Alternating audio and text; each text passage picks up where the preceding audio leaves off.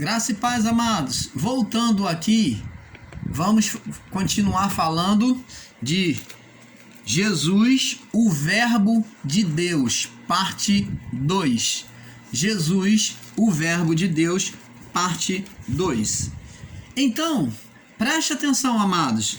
Como nós paramos lá em João, vamos lá em João, capítulo 1, verso 18. João 1,18 diz assim: ninguém jamais, Deus nunca foi visto por alguém. O Filho unigênito que está no seio do Pai, quem o revelou. Então, como que nós vemos a Deus? Pela manifestação do seu Filho. Mas, irmão Paulo, me explica, que confusão é essa? Jesus é Deus? Ele é filho de Deus? Como que se pode? Como que pode ele ser Deus, ele ter a natureza divina e ao mesmo tempo ser filho? Preste atenção, amados e abençoados. A palavra filho é originária.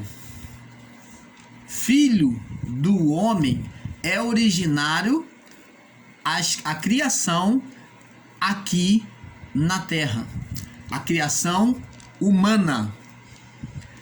Aqui embaixo, lá em cima, ele era a própria manifestação de Deus por meio do Espírito. Lá em cima, ele é Deus. Aqui embaixo, ele era filho. Lá em cima conhecemos como Deus. E aqui embaixo na terra, filho. Por que filho? Porque aqui essa natureza divina se fez carne e habitou entre nós. Nós vamos ver aqui no livro. Vamos ver aqui no livro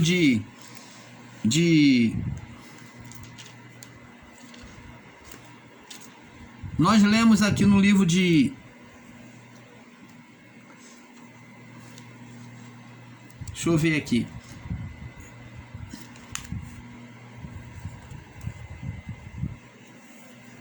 Vamos ler aqui no livro de Mateus.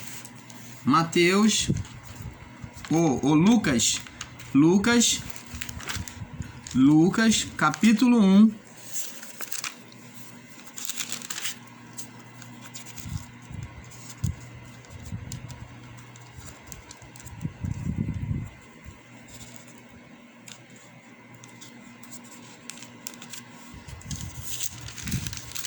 Deixa eu ver aqui, Lucas, Emanuel.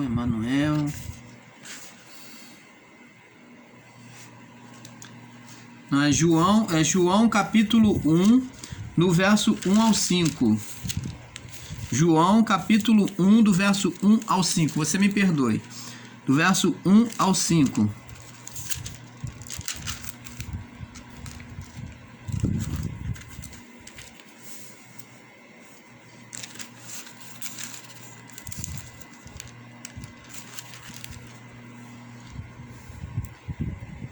Bom, eu não estou aqui achando aqui, houve uma confusão aqui na minha mente.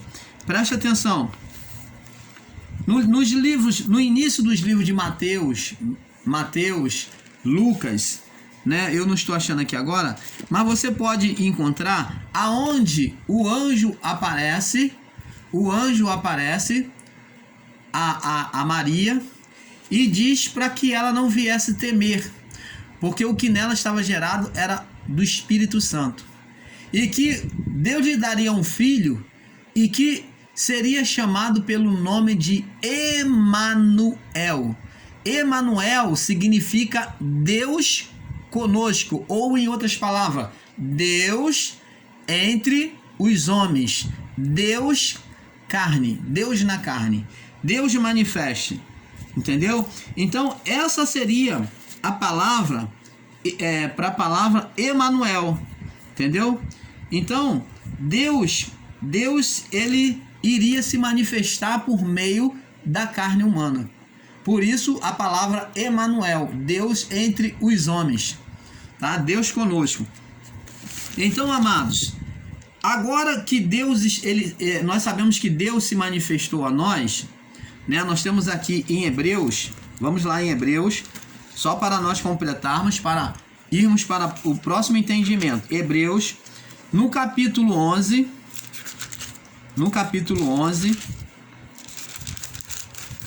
diz assim, no verso, Hebreus 11, no verso 3, diz assim: pela fé,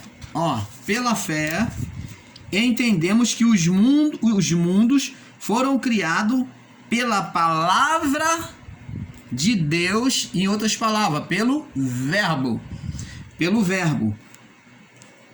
Pela fé entendemos que os mundos, pela palavra de Deus, foram criados, de maneira que aquilo que se vê não foi feito do que é aparente.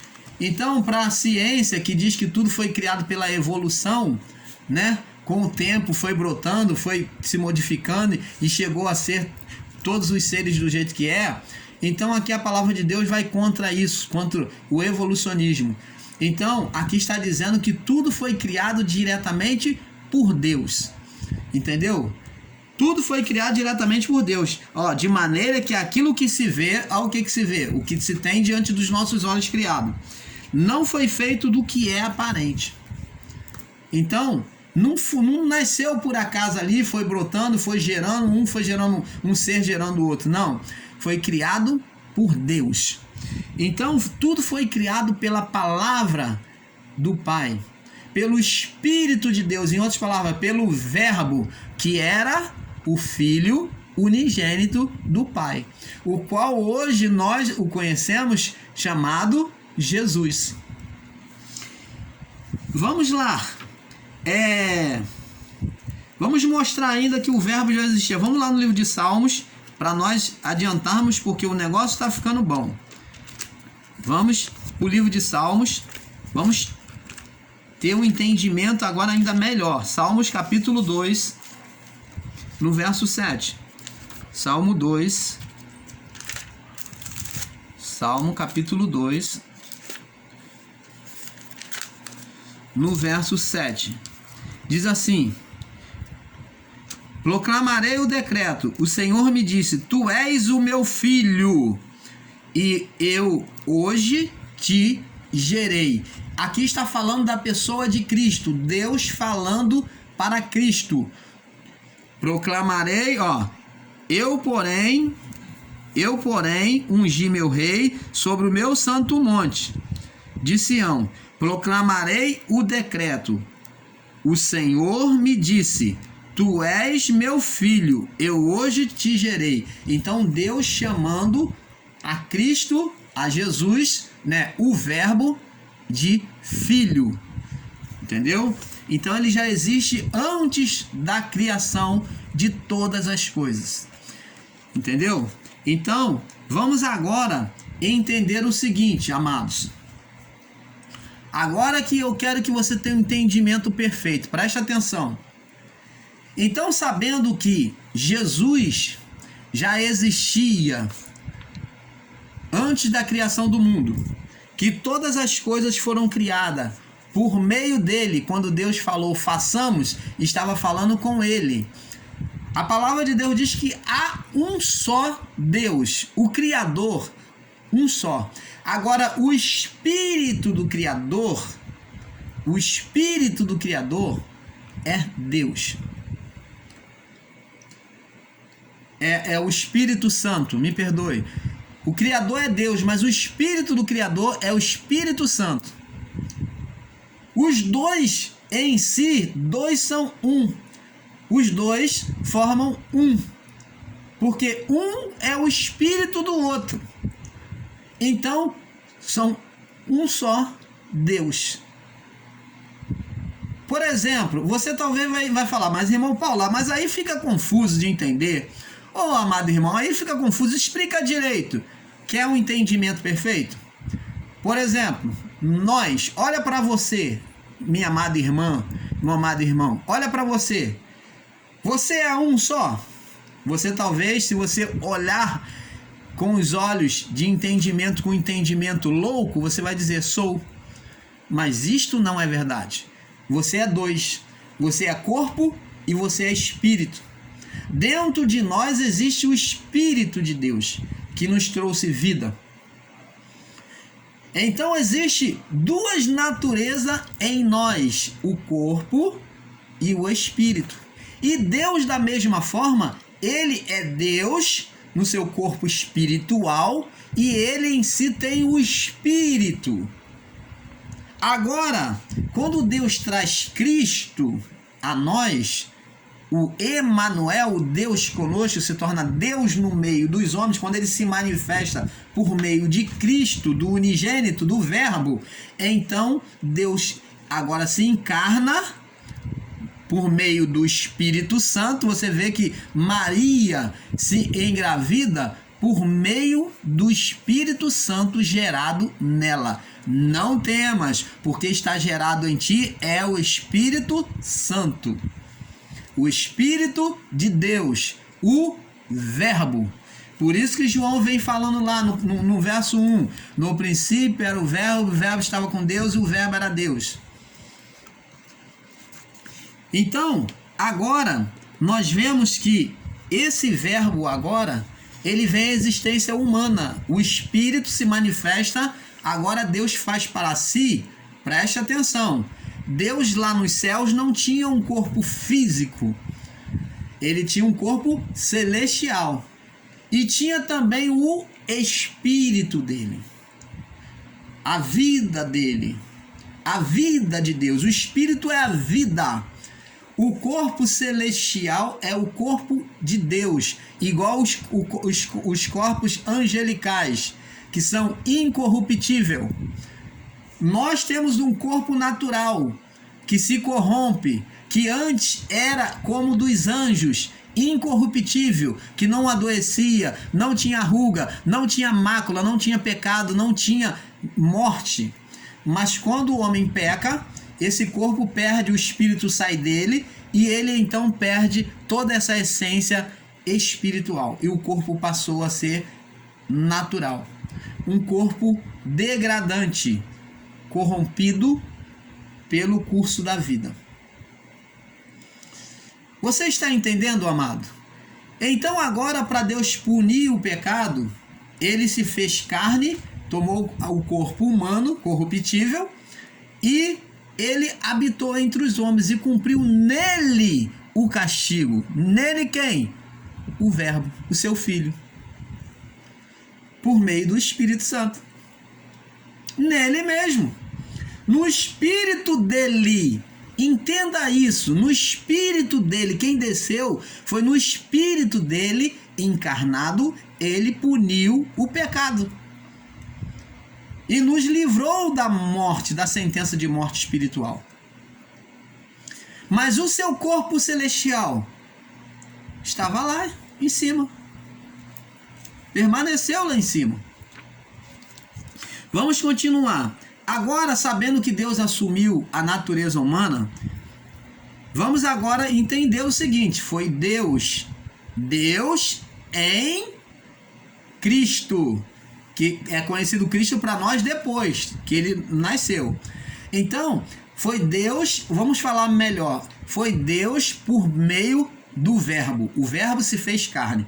Então, Deus por meio do Verbo, que nós depois conhecemos que é Cristo, que é Jesus. Então, esse agora vem habitar entre os homens.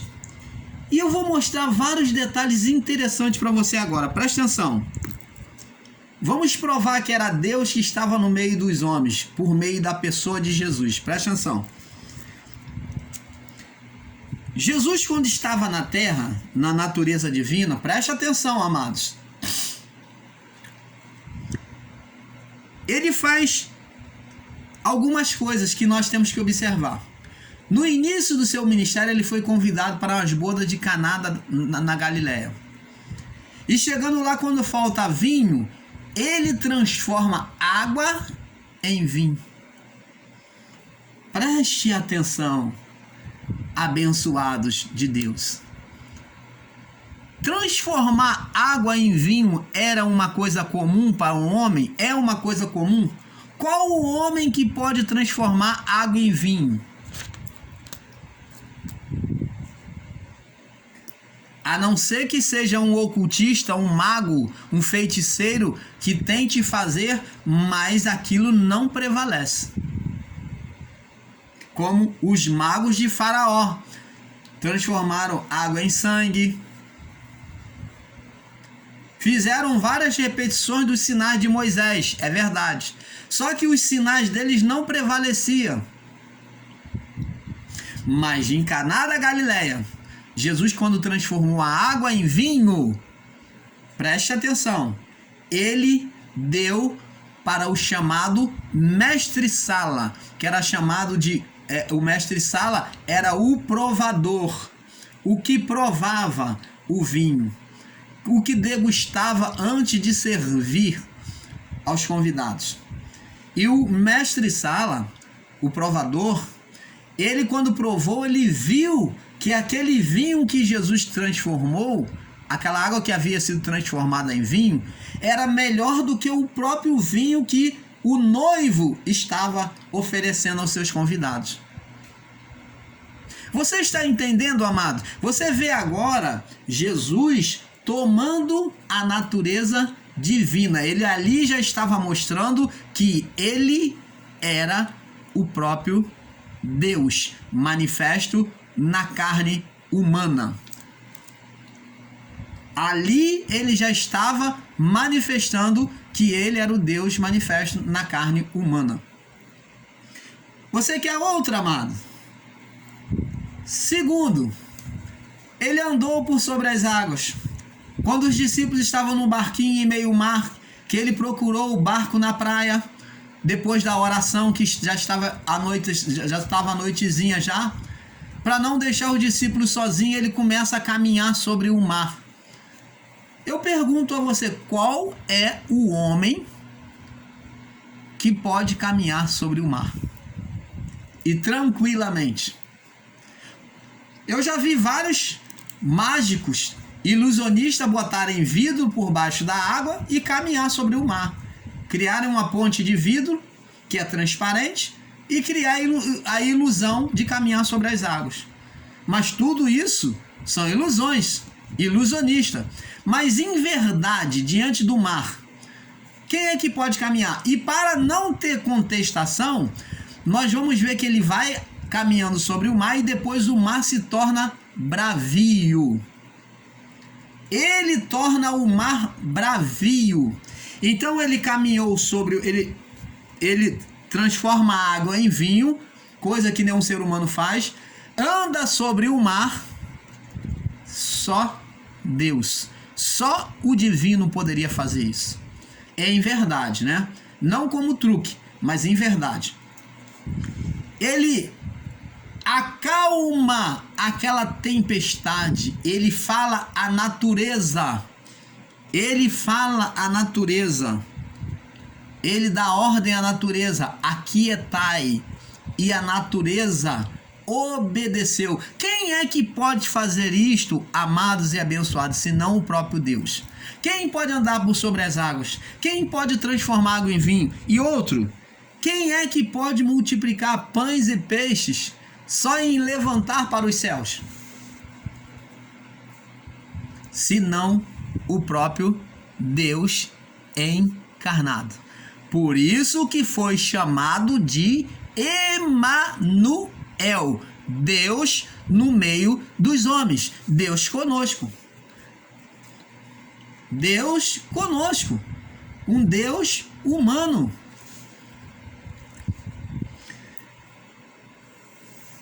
E Jesus ainda manipulou a natureza, como eu falei aqui. Ele acalmou a tempestade. Ele rompeu as leis da natureza. Ele acalmou a tempestade e disse: aquietai. E o mar, quando Pedro viu ele andando sobre as águas, né? E eles, ao longe, eles tinham muito medo de fantasma. Eles eram eles tinham uma crença muito grande acerca de fantasma, os judeus naquela época, os hebreus. Então, quando viram a imagem, o vulto de Jesus vindo de encontro deles, eles gritaram no meio daquela tempestade, né? Tava a tempestade, então eles logo gritaram: um fantasma. E Jesus disse: aquietai, sou eu.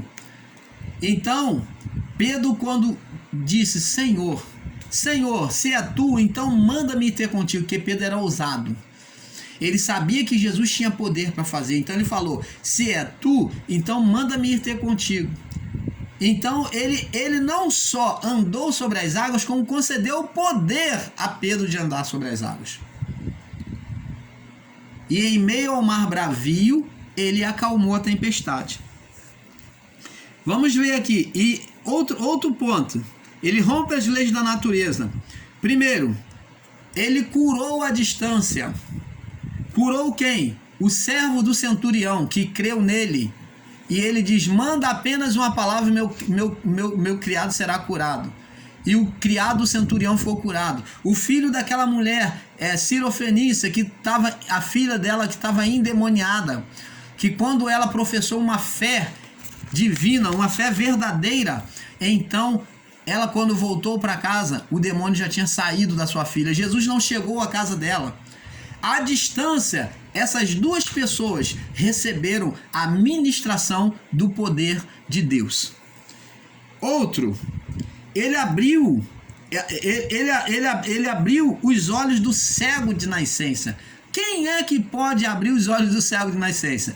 E isso, meus amados irmãos, criou um reboliço, porque os chefes da sinagoga, os fariseus e os saduceus, eles entraram no reboliço, porque curar uma pessoa de nascença, com deficiência de nascença, só Deus para eles que podia fazer isso, e eles não conseguiam conceber nos seus corações este acontecimento. Por isso atribuíram que Jesus fez aquilo por poder de Beelzebu, pelo príncipe dos demônios. Outra cura, o homem paralítico, 38 anos. 38 anos paralítico. 38 anos. E esse homem estava ali, esse acontecimento se deu ali. Ele tem uma sombra, uma escatologia em cima do povo de Israel, esses 38 anos. Que era o povo de Israel que estava na cegueira durante 38 anos, lá no deserto, quando se rebelaram contra Deus. E esses 2 anos foram anos que eles, então, que foi manifesto a salvação de Deus. Você lembra que foram 40 anos? Então, tem uma simbologia em cima disso. E outro dia nós vamos estar explicando acerca disso. Então, todos esses acontecimentos têm simbologia. Por isso que não podemos desprezar nada, nenhum fato bíblico. E eu vou estar explicando isso para vocês futuramente. Então, amados, curou o paralítico, curou o homem que tinha era cego de nascença, curou à distância a mulher que tinha a filha endemoniada, curou à distância o servo do centurião. Você vê que ele, com o poder, ele rompe as leis da natureza, ele à distância faz, só mesmo sendo Deus para fazer isso. Jesus exerceu o poder também sobre a morte. Quem tem poder sobre a morte senão Deus? Deus diz assim: eu sou Deus, eu dou a vida, dou a paz, eu crio a paz e faço a guerra, crio a vida e crio a morte, eu faço o bem e crio o mal.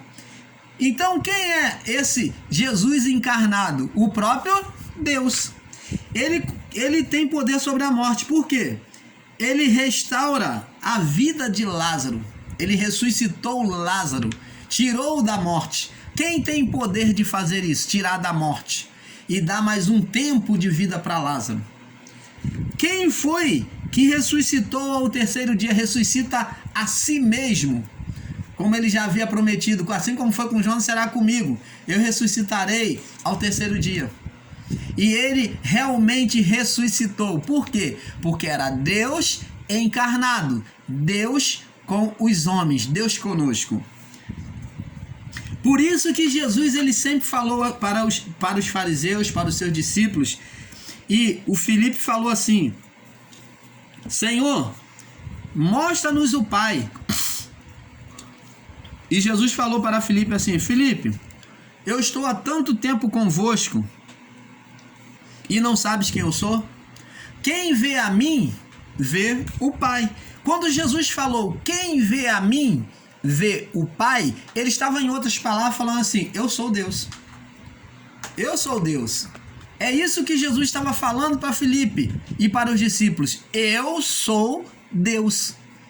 Quando ele disse, quem vê a mim, vê o Pai, ele estava falando, sou eu que falo contigo, eu sou Deus. Entendeu? Então vamos ver aqui. Vamos lá em 1 João, vamos lá em João, capítulo... Vamos voltar aqui em João, no capítulo 1. E diz aqui, ó, Deus nunca foi visto por alguém. Viu? Verso 18. João 1:18. Deus nunca foi visto por alguém. O Filho unigênito que está no seio de seu Pai, que o revelou. Então Deus se revelou por meio de quem? Do Filho unigênito. Ele se revelou por meio do Filho. Ele se manifestou a nós por meio do Filho. Por isso é que ele fez todas essas obras sobrenaturais. Vamos agora numa contestação de alguns que creem e pegam a palavra no sentido literal. Preste atenção, vamos lá. 1 João, capítulo 1. 1 João. Vamos aqui, 1 João, para nós falarmos sobre as contestações. No verso 1 João 1, no verso 1 ao 5. 1 João, capítulo 4, do verso 12. Me perdoe. O irmão Paulo, às vezes é muita coisa, muita leitura. 4 do 12, 4, 12 e 21. A palavra diz assim, ó, ainda concordando lá com João 1,18, que ninguém jamais viu a Deus, que o Filho, o unigênito, está no seio do Pai, é quem o revelou. E diz aqui, 1 João diz a mesma coisa, diz assim, ó, nisto, verso 12, ninguém jamais viu a Deus. Se o amamos, se nos amamos uns aos outros, Deus está em nós, e em nós é perfeito o seu amor. E diz aqui, nisto conhecemos que estamos nele, e ele em nós, pois que nos deu do seu Espírito. Vamos lá, aqui, vamos agora ver uma contestação contra essa palavra.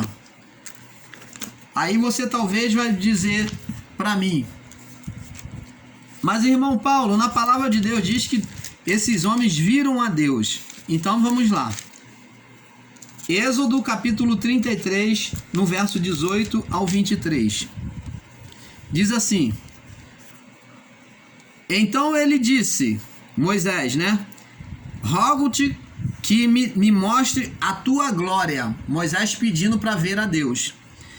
Porém ele disse, eu farei passar toda a minha bondade por diante de ti, e proclamarei o nome do Senhor diante de ti, e terei misericórdia de quem tiver misericórdia, e me compadecerei de quem me compadecer.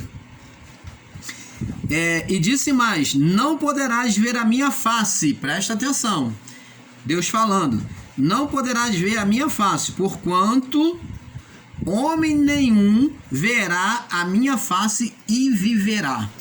Vamos continuar até o 23. E disse mais o Senhor, eis aqui um lugar junto a mim, aqui te porás sobre a penha, e acontecerá que quando a minha glória passar, por-te-ei numa fenda da penha, e te cobrirei com a minha mão até que haja passado. E havendo eu retirado a minha mão, me verás pelas costas, mas a minha face não se verá. Então, você vê que Moisés ele pediu para ver a Deus, a glória de Deus, a face de Deus, e Deus falou: você não pode me ver, Moisés, porque homem algum me viu e permaneceu vivo. Porque se você ver minha face, você não viverá. Mas eu vou fazer o seguinte, eu vou passar descosta e eu vou te cobrir na penha, na rocha, vou fazer uma sombra para que a minha glória não venha te chapiscar. Em outras palavras, porque para que a minha glória não venha te consumir.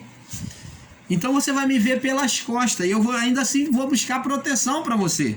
Ele diz assim, ó: e acontecerá quando a minha glória passar, por-te-ei numa fenda da penha, da pedra, e te cobrirei com a minha mão, até que eu haja passado.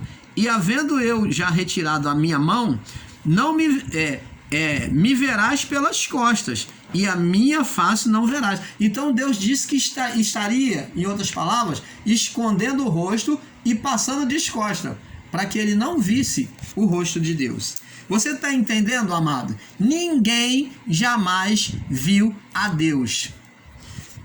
Entendeu? E mesmo essa manifestação de Deus aqui não é Deus em si, é a manifestação do Verbo, do Filho unigênito. Aqui é Jesus glorificado.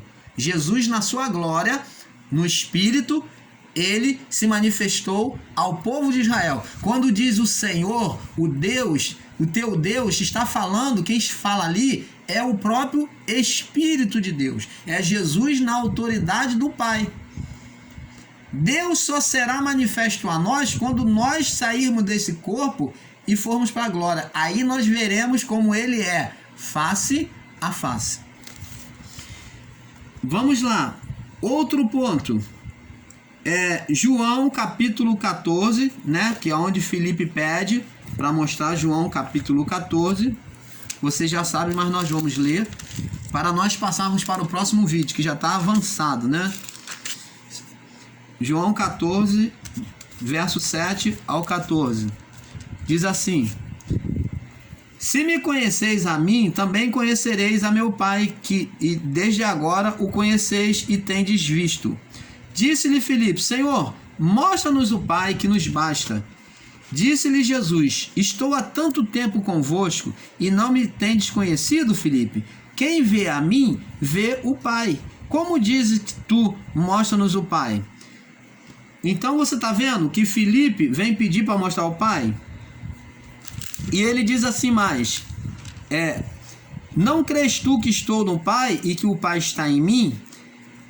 As palavras que eu vos digo, não as digo de mim mesmo, mas o Pai que está em mim. Se o Pai está nele, quem era ele? As palavras que eu digo, não digo de mim, mas o Pai que está em mim. O Pai estava em mim, quem que ele está falando? Na natureza humana. É isso que ele está dizendo. O Pai que está em mim, na natureza humana, é quem faz todas as obras. O Pai que está na natureza humana é que faz todos esses sinais. Ele diz assim: crede-me que estou no Pai e o Pai em mim. Crede-me, ao menos, por causa das mesmas obras. As obras que eu já falei, mostrei para vocês. Os milagres, as curas, a ressurreição, a dominação da natureza, andar sobre as águas, multiplicação de pães e peixes, transformar água em vinhos. Todos esses sinais que Jesus fez. Ele diz assim: na verdade vos digo, aquele que crê em mim também fará as obras que eu faço, e as fará maiores do que esta, porque eu vou para o meu Pai. E tudo quanto pedizes ao Pai em meu nome, isto farei, a fim de que o Pai seja glorificado no Filho. Se pedires alguma coisa em meu nome, eu farei. Você está vendo? Então, amados, aqui está. Vamos passar para o próximo vídeo, para a parte 3, tá bom? Jesus, o Verbo de Deus, parte 3. Fique na paz.